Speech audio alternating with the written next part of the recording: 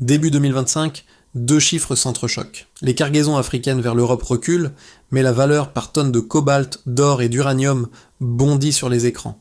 Ce basculement discrètement orchestré dans l'ombre marque un tournant stratégique majeur. Mais qu'est-ce que cela signifie pour vous concrètement dans un monde où les rapports de force sont redéfinis ? Ibrahim Traoré, un acteur clé dans ce processus, semble jouer un rôle plus important que jamais dans cette transformation. Le monde est en pleine mutation. Alors que les exportations africaines vers l'Europe diminuent, la valeur des matières premières stratégiques explose. Le cobalt, l'or et l'uranium, essentiels pour de nombreuses industries mondiales, prennent une place centrale dans cette reconfiguration des rapports de force.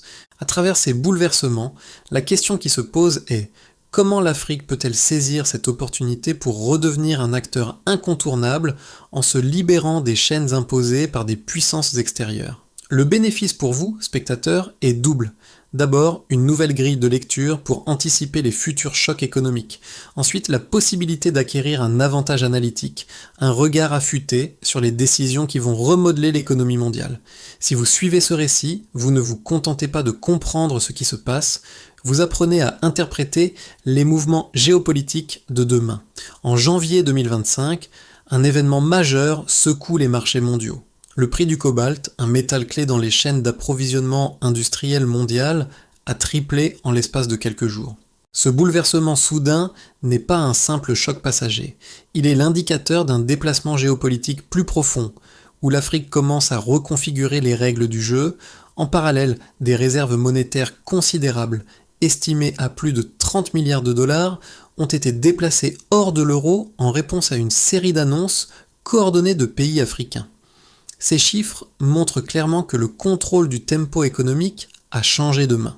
Au cœur de cette dynamique, l'action de l'Afrique et en particulier les prises de position de figures comme Ibrahim Traoré, président du Burkina Faso, prennent un poids stratégique inattendu. Les décisions de pays comme la République démocratique du Congo et le Ghana de conditionner leurs exportations de matières premières à des exigences de transformation locale ne sont pas des gestes isolés, mais des signaux d'un changement plus large. Ces décisions ont brisé le mythe de la stabilité apparente des marchés mondiaux en mettant en lumière une nouvelle réalité. La dépendance de l'Europe et d'autres grandes puissances aux ressources africaines est devenue un point de fragilité. Ibrahim Traoré, à la tête du Burkina Faso, joue un rôle de pionnier dans cette dynamique de transformation géopolitique. Ces prises de position, souvent perçues comme des symboles d'une rébellion discrète contre l'ordre établi, s'inscrivent en réalité dans une stratégie émergente relayée par d'autres capitales africaines. Le discours de Traoré dépasse les simples enjeux politiques locaux.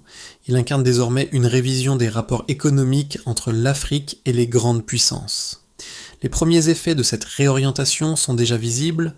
Au Mali, la suspension de certains permis miniers détenus par des entreprises françaises a donné le ton d'un nouveau rapport de force. Plutôt que de provoquer un effondrement économique, cette décision a entraîné une renégociation accélérée des contrats, signalant ainsi la fin d'un monopole occidental sur les ressources africaines. Ce n'était pas une rupture violente, mais un réajustement des rapports commerciaux avec une plus grande exigence pour la transformation locale et la participation nationale. Au Ghana, l'interdiction d'exporter de l'or non raffiné a eu un impact similaire.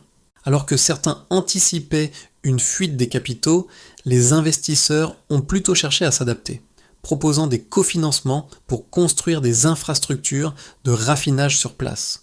Ce retournement montre que la transformation des chaînes de valeur africaines ne se fait pas uniquement par contrainte, mais devient un levier stratégique pour attirer des investissements durables. La montée en puissance des décisions africaines a suivi une trajectoire rapide et déterminée. Tout a commencé avec une série de décisions apparemment isolées, mais dont la cohérence est devenue évidente au fil du temps. Le premier acte majeur a été l'initiative de la République démocratique du Congo de conditionner l'exportation de cobalt à la construction de raffineries locales. Cette décision a secoué les marchés mondiaux.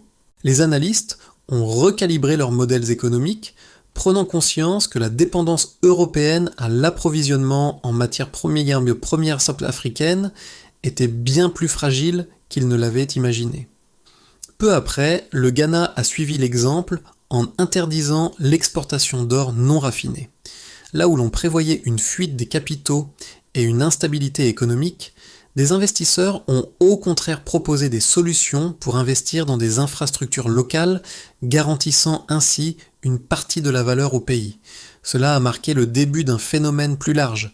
Le contrôle du tempo économique a progressivement changé de camp, passant des pays consommateurs aux pays producteurs. L'activation de ces politiques a pris un tournant décisif avec la coordination simultanée de plusieurs pays ouest-africains qui ont annoncé la suspension de leurs réserves libellées en euros. Le chiffre exact a circulé rapidement, mais c'est surtout la synchronisation de ces actions qui a eu un impact majeur. En quelques heures, les marchés financiers ont vacillé et les réunions d'urgence ont commencé à se multiplier à Bruxelles. La réaction des acteurs économiques européens a été immédiate et certains secteurs industriels dépendants des métaux critiques ont connu des ralentissements. La fragmentation de la réponse européenne a montré à quel point cette dynamique africaine était déstabilisante. Ce n'était pas un simple ajustement conjoncturel, mais un mouvement bien orchestré avec des conséquences concrètes et mesurables. La réaction, loin d'être un simple effroi passager, a révélé la vulnérabilité accumulée au fil des décennies. Le point culminant a été atteint lorsqu'un nombre croissant de gouvernements africains a commencé à voir leur souveraineté économique comme un levier non seulement pour leur développement, mais aussi pour redéfinir leur place sur la scène mondiale. Les interventions de figures comme Ibrahim Traoré, loin d'être des gestes isolés, ont servi de catalyseurs symboliques. Leur impact n'a pas été immédiat, mais avec le temps, ces déclarations ont donné un cadre de lecture aux décisions économiques déjà en gestation dans d'autres capitales africaines. Traoré a su insuffler une nouvelle vision, celle d'un continent qui ne se contente plus de gérer ses ressources, mais qui commence à les utiliser comme des instruments de pouvoir politique. Ce basculement ne s'arrête pas là. Chaque décision prise dans un pays africain a résonné ailleurs, changeant définitivement la donne. Les chiffres sont clairs et indiscutables. En seulement quelques jours, le prix du cobalt a triplé sur les marchés internationaux. Un signal fort que la dépendance des puissances mondiales aux ressources africaines n'était plus une donnée acquise. Cette flambée des prix n'était pas un hasard. Elle a été déclenchée par la décision de la République démocratique du Congo d'imposer la transformation locale du cobalt avant son exportation. Ce simple changement a perturbé toute la chaîne d'approvisionnement mondiale, montrant que les nations africaines ont désormais le pouvoir de contrôler l'offre de matières premières stratégiques. L'impact de cette décision a été mesuré en quelques heures avec des augmentations de prix immédiates dans les secteurs utilisant le cobalt, des industries comme l'électronique et l'automobile étant particulièrement vulnérables. En parallèle, un autre chiffre a renforcé cette dynamique. Plus de 30 milliards de dollars de réserves ont été déplacés hors de l'euro, un transfert massif de capitaux qui a envoyé un message clair aux marchés financiers mondiaux. Ce n'était pas simplement un ajustement, mais un réajustement stratégique des réserves monétaires, un signal qui a secoué les fondamentaux financiers de l'Europe. Ce changement a aussi révélé la fragilité de la stabilité monétaire européenne, jusqu'alors perçue comme un gage de sécurité pour les transactions mondiales. Un autre chiffre important est celui de la concentration de l'approvisionnement en cobalt. Environ 90% du cobalt importé par l'Europe provient d'Afrique, ce qui a créé un effet domino dès que les conditions d'exportation ont changé. Ce chiffre explique la vulnérabilité des industries européennes qui dépendent largement de l'approvisionnement en matières premières africaines. L'incapacité de l'Europe à diversifier rapidement ses sources d'approvisionnement a mis en évidence sa dépendance excessive vis-à-vis de l'Afrique, et plus précisément des pays producteurs comme le Congo. Ces chiffres ne sont pas des anomalies temporaires. Ils font partie d'une dynamique de fond où le contrôle du tempo économique et géopolitique est en train de passer de l'Occident aux pays africains producteurs de ressources. La question n'est plus de savoir si ce changement est durable, mais comment l'Europe et d'autres grandes puissances vont s'adapter à cette nouvelle réalité. Ces chiffres montrent que les changements ne sont pas simplement idéologiques, mais bel et bien mesurables. Ils marquent une transformation tangible et incontournable. La transformation des rapports de force économiques mondiaux n'est pas sans controverse. D'un côté, certains analystes affirment que les changements observés ne sont qu'un ajustement temporaire. Selon cette vision, la hausse des prix et la perturbation des chaînes d'approvisionnement sont des phénomènes conjoncturels destinés à être corrigés une fois que l'offre se réorganisera et que de nouveaux accords seront trouvés. Il souligne que l'Europe, bien que perturbée, possède les ressources et la flexibilité nécessaires pour rebondir.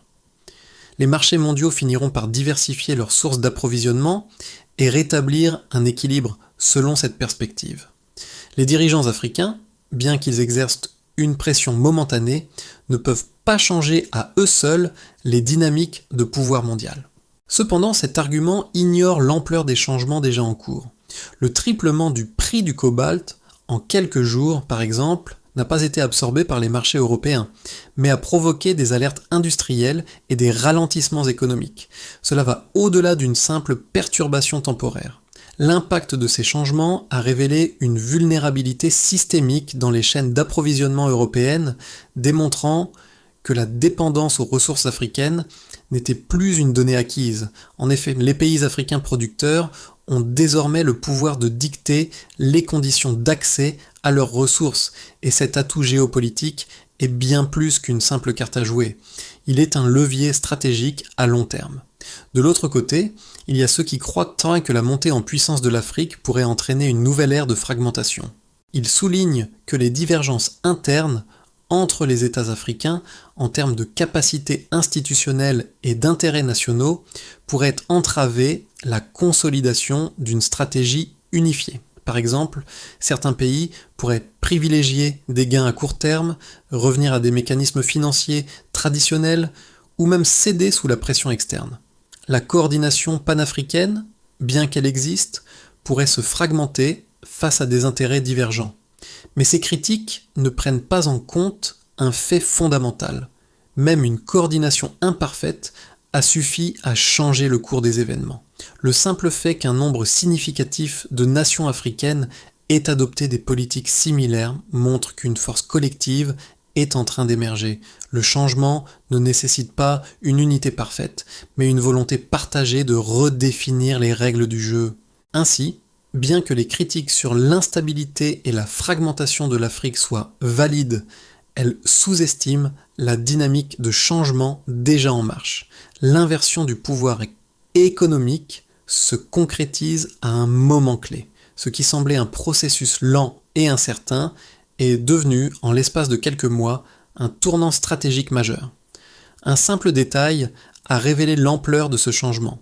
La décision de l'Afrique de modifier les termes de ses accords commerciaux et de conditionner l'exportation de ses ressources à des exigences de transformation locale. Cette mesure, loin d'être une simple tentative de renégociation, a pris la forme d'une rupture calculée avec des décennies de dépendance. Il est désormais clair que l'Afrique ne subit plus les décisions mondiales, mais qu'elle impose son propre tempo. Les acteurs économiques mondiaux, longtemps habitués à dicter les règles, se retrouvent désormais dans une position où ils doivent s'adapter. Cette inversion discrète du pouvoir révèle une vérité simple. Le contrôle des ressources stratégiques n'est plus le monopole de l'Occident. L'Afrique détient désormais une clé essentielle dans la redéfinition des rapports de force mondiaux. Le basculement est donc bien amorcé, et ce n'est plus une question de savoir si cela va changer, mais comment cela va transformer l'économie mondiale à long terme. Les conséquences de ce basculement géopolitique et économique se dessinent clairement à travers 4 groupes principaux: les États, les entreprises, les populations locales et la scène internationale. 1. Les États africains. L'impact immédiat pour les gouvernements africains a été une réaffirmation de leur souveraineté économique. Les décisions comme la suspension des exportations sans transformation locale ont permis aux États de renforcer leur pouvoir de négociation avec les puissances étrangères. Ce pouvoir accru a offert une plus grande flexibilité pour réorienter leurs économies vers des modèles plus résilients, moins dépendants des exportations brutes. La question des investissements étrangers a changé de nature. Il ne s'agit plus simplement d'attirer des capitaux, mais de dicter les conditions dans lesquelles ces capitaux seront utilisés. 2. Les entreprises africaines. Les acteurs locaux, notamment dans les secteurs miniers et logistiques, ont dû s'adapter rapidement à de nouvelles règles de jeu. L'obligation de transformer localement les matières premières a conduit à des investissements massifs dans les infrastructures de raffinage et la formation professionnelle. À court terme, cela a entraîné des perturbations, mais à moyen terme, ces investissements ont renforcé les chaînes de valeur locales, les rendant moins vulnérables aux fluctuations des marchés mondiaux. En Afrique, cette dynamique a favorisé la création de nouveaux emplois et une montée en compétences dans des secteurs stratégiques. 3. Les populations africaines. L'impact sur les populations locales est plus diffus, mais tangible. Dans les régions urbaines africaines, la promesse de raffineries et d'infrastructures locales a généré des attentes croissantes en matière d'emploi et de développement économique. Bien que les salaires n'aient pas augmenté de manière uniforme, la création d'emplois spécialisés et l'essor des infrastructures locales ont changé les dynamiques économiques. Le sentiment de regain de pouvoir économique a renforcé la confiance en l'avenir et a modifié les perceptions sociales, en donnant aux citoyens une plus grande part dans le contrôle des ressources de leur pays. K4, la scène internationale. À l'échelle mondiale, les répercussions ont été immédiates et profondes. L'Europe, d'ensemble fortement dépendante des matières premières africaines, a dû réévaluer ses stratégies économiques. La hausse des prix, en particulier du cobalt et de l'or, a eu des effets en chaîne dans des secteurs comme l'électronique et l'automobile, provoquant des ralentissements industriels. Par ailleurs, les relations avec des puissances comme la Chine, l'Inde et les pays du Golfe ont évolué. Ces pays ont vu une opportunité de proposer des accords moins asymétriques, renforçant la dynamique multipolaire. En conséquence, l'Afrique devient non seulement un fournisseur de matières premières, mais aussi un acteur central dans la redéfinition des chaînes de valeur mondiales. La réorganisation des rapports de force est donc en marche, et ses effets se font sentir à tous les niveaux, politique, économique, social et international. Dans les 6 à 12 mois à venir, 3 scénarios plausibles se dessinent en fonction de l'évolution des dynamiques géopolitiques et économiques africaines. 1. Scénario de rééquilibrage contrôlé, central scénario.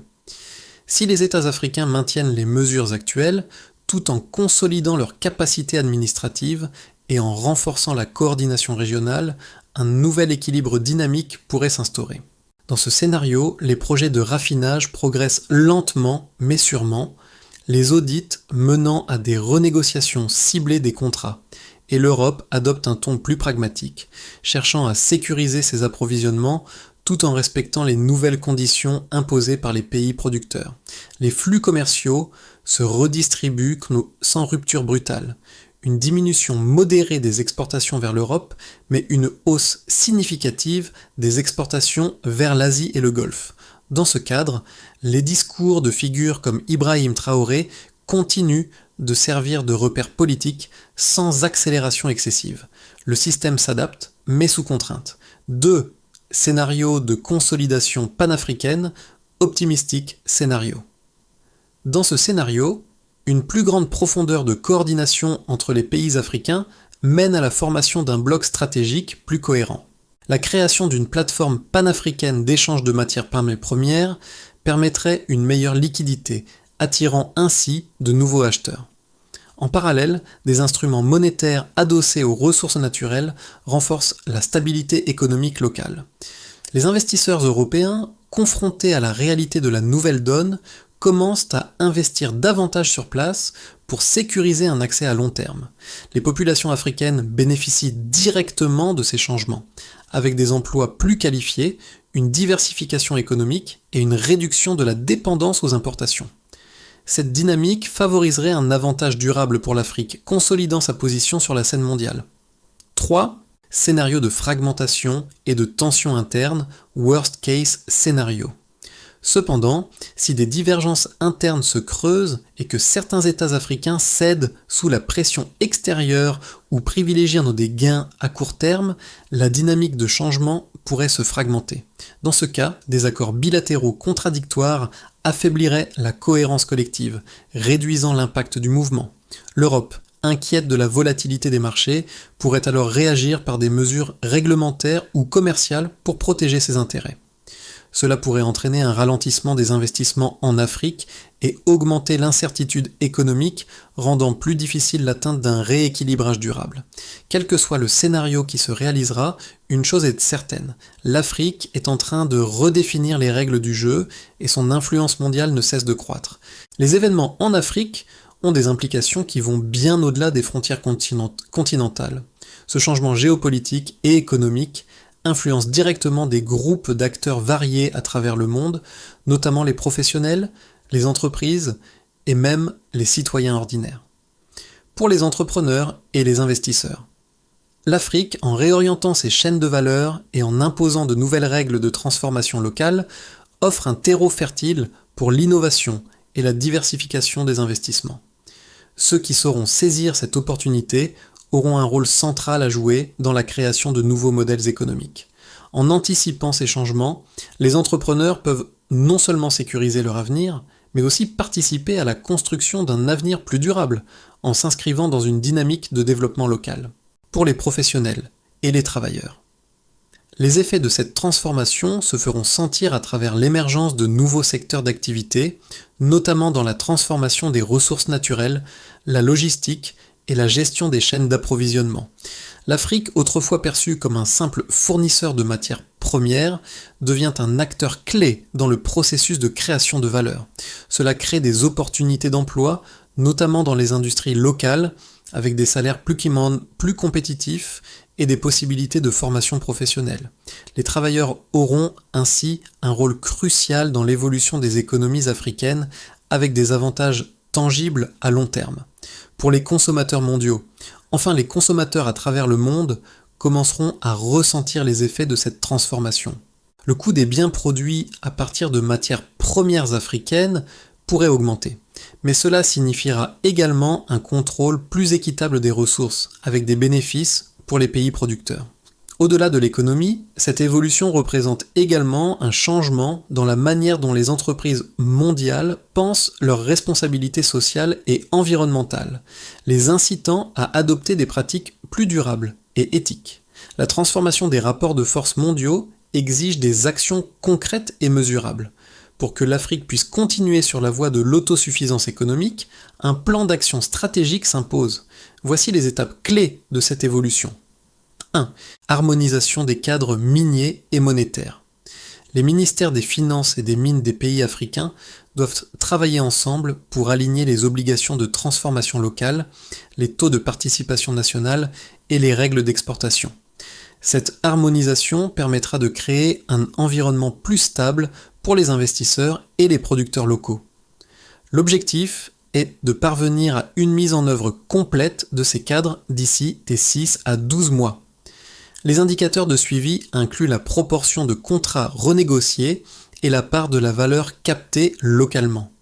2. Construction de capacités industrielles minimales communes. Les consortiums publics-privés régionaux seront responsables de l'implantation de raffineries pilotes dans plusieurs pôles stratégiques. Cette étape est cruciale pour réduire la dépendance aux exportations brutes et renforcer la compétitivité de l'Afrique sur le marché mondial. En 12 à 18 mois, les volumes raffinés sur le continent devront augmenter et la part des exportations brutes devrait diminuer. L'indicateur de succès sera la croissance de la production locale et la capacité à traiter les matières premières sur place. 3.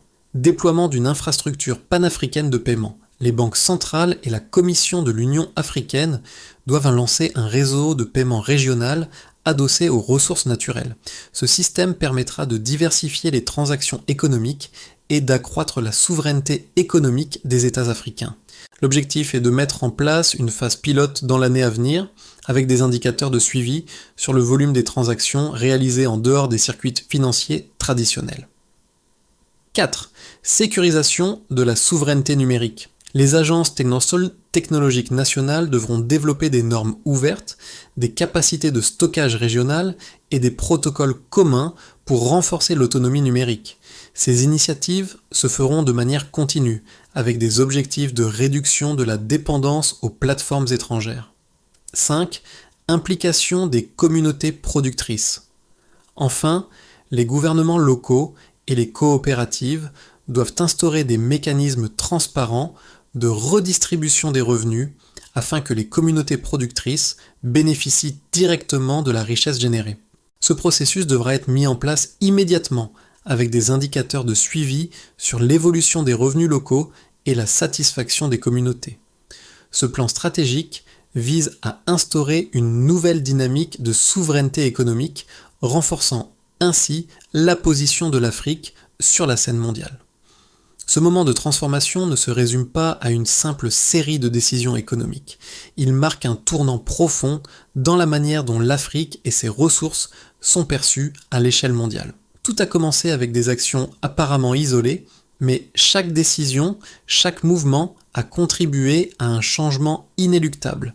Les prises de position d'Ibrahim Traoré, loin d'être seulement symboliques, ont servi de boussole dans ce processus, marquant le début d'une nouvelle ère de souveraineté économique. Nous revenons ainsi à l'idée que l'Afrique, longtemps considérée comme un réservoir de ressources à exploiter, devient désormais un acteur clé de la transformation mondiale. Le contrôle des ressources naturelles, la révision des accords commerciaux et l'instauration de nouvelles règles de transformation locale sont des gestes concrets qui redéfinissent l'équilibre mondial. Ce changement, bien qu'encore en cours, devient un symbole de la montée en puissance de l'Afrique. Ce n'est pas simplement une question de récupérer le contrôle, mais de redéfinir les termes mêmes de cette maîtrise. Le monde est en train de changer et l'Afrique est au cœur de cette transformation. Ce mouvement n'est pas une simple réaction, mais une opportunité unique de repenser les rapports de force mondiaux. Les décisions prises aujourd'hui redéfinissent les trajectoires économiques de demain. Il est essentiel que chacun de nous, qu'il soit entrepreneur, professionnel ou citoyen, prenne conscience de l'impact de cette réorganisation. Comment allez-vous participer à cette nouvelle dynamique ? Allez-vous suivre passivement les évolutions ou prendre part activement à ce changement ? L'Afrique ne se contente plus d'attendre. Elle est prête à imposer son propre rythme et à faire entendre sa voix sur la scène mondiale. C'est à vous de choisir votre rôle dans cette histoire. Rejoignez cette discussion, participez à cette réflexion et ensemble, contribuons à construire un avenir où les règles sont redéfinies par ceux qui détiennent les ressources et les leviers du pouvoir économique. Le changement est déjà là. Quelle sera votre place ?